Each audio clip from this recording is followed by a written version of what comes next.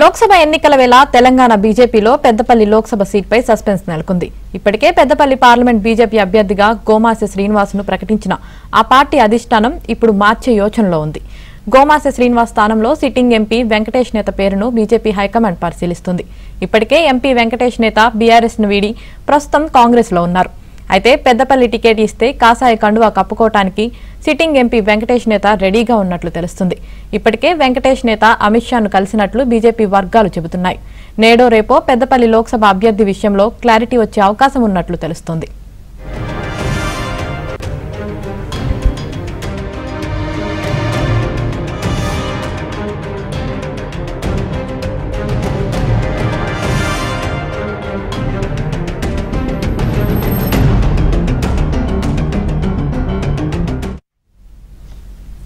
లోక్సభ ఎన్నికల వేళ తెలంగాణ బీజేపీలో పెద్దపల్లి లోక్సభ సీట్పై సస్పెన్స్ నెలకొంది. ఇప్పటికే పెద్దపల్లి పార్లమెంట్ బీజేపీ అభ్యర్థిగా గోమాసె శ్రీనివాస్ను ప్రకటించిన ఆ పార్టీ అధిష్టానం ఇప్పుడు మార్చే యోచనలో ఉంది. గోమాసె శ్రీనివాస్ స్థానంలో సిట్టింగ్ ఎంపీ వెంకటేష్ నేత పేరును బీజేపీ హైకమాండ్ పరిశీలిస్తుంది. ఇప్పటికే ఎంపీ వెంకటేష్ నేత బీఆర్ఎస్ను వీడి ప్రస్తుతం కాంగ్రెస్లో ఉన్నారు. అయితే పెద్దపల్లి టికెట్ ఇస్తే కాషాయ కండువా కప్పుకోవటానికి సిట్టింగ్ ఎంపీ వెంకటేష్ నేత రెడీగా ఉన్నట్లు తెలుస్తుంది. ఇప్పటికే వెంకటేష్ నేత అమిత్ షాను కలిసినట్లు బీజేపీ వర్గాలు చెబుతున్నాయి. నేడో రేపో పెద్దపల్లి లోక్సభ అభ్యర్థి విషయంలో క్లారిటీ వచ్చే అవకాశం ఉన్నట్లు తెలుస్తుంది.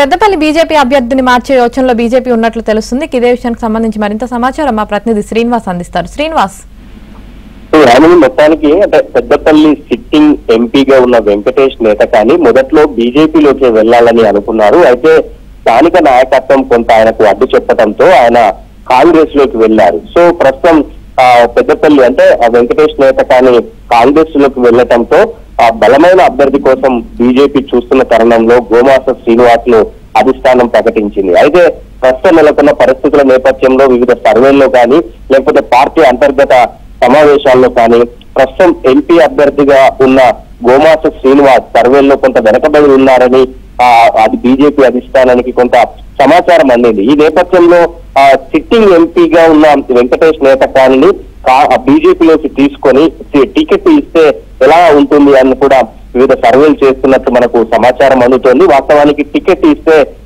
కాంగ్రెస్ నుంచి తిరిగి మళ్ళీ అంటే బీజేపీలోకి వస్తానని ఇప్పటికే వెంకటేష్ నేత కానీ ఢిల్లీ పెద్దలకు సమాచారం పంపినట్టు కూడా తెలుస్తోంది. సో మొత్తానికి మరో 4 రోజుల్లో ఈ నామినేషన్ల ప్రక్రియ కూడా ముగియబోతోంది. ఈ నేపథ్యంలో సోషల్ మీడియాలోను పెద్ద ఎత్తున బీజేపీ పెద్దపల్లి అభ్యర్థిని మారుస్తారన్న ప్రచారం అయితే జరుగుతోంది. కొందరు రాష్ట్ర నాయకత్వంలోని పెద్దలు కూడా ఇదే విషయాన్ని ధృవీకరిస్తున్నారు. అయితే మరి టికెట్ మారుస్తారా లేదా అనేది కొంత సస్పెన్స్ అయితే నెలకొంది. వెంకటేష్